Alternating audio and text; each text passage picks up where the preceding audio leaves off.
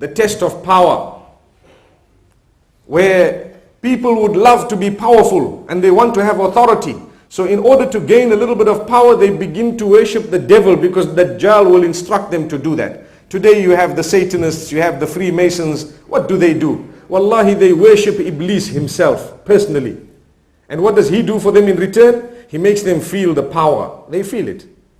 And he can toss and turn people who are standing in front of them just because they have sacrificed for him. So he gives them a power, and they become powerful, solid people, strong. They can control your mind because there is the life of the unseen that they have sacrificed for. So they will murder people and spill blood in order to appease the devil, so that they can become people who can control.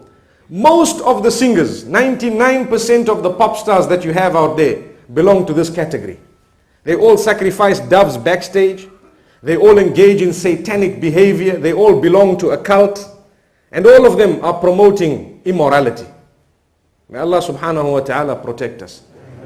Their names are not fit to be mentioned in the house of Allah subhanahu wa ta'ala, but we know who they are. And if you take a look at the way they clothe themselves, they are sucking in our children, and they are sucking in some of us in an unbelievable way. And we still want to listen to all that music and play it in our cars, not realizing this is with the assistance of Iblis himself. And he is controlling our minds. And we appease ourselves by saying the lyrics are good. Na'udhu billah. Allah safeguard us. Those lyrics, for your information, are becoming dirtier and filthier and more satanic as days pass. And we are still allowing it to go through our ears. So imagine what will go through the ears of our children. And they will say, Dad, you're living in the 60s. May Allah safeguard us. It's something to be worried about, to be concerned. We are in the month of Ramadan. We read Surah Al-Kahf, but sometimes we achieve nothing out of it, because we don't even know what we are meant to be achieving out of it. Now let's go back to the surah. The first story mentioned in the surah, there are 4 stories in Surah Al-Kahf. First one mentioned is the people of the cave. Why did Allah subhanahu wa ta'ala make mention of that story?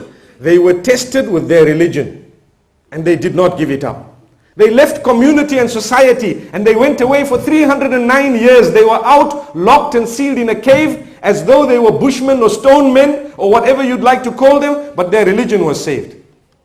They made a dua to Allah. Oh Allah, grant us Savior, protect us from this negative environment, from these people who are trying to take our religion away from us.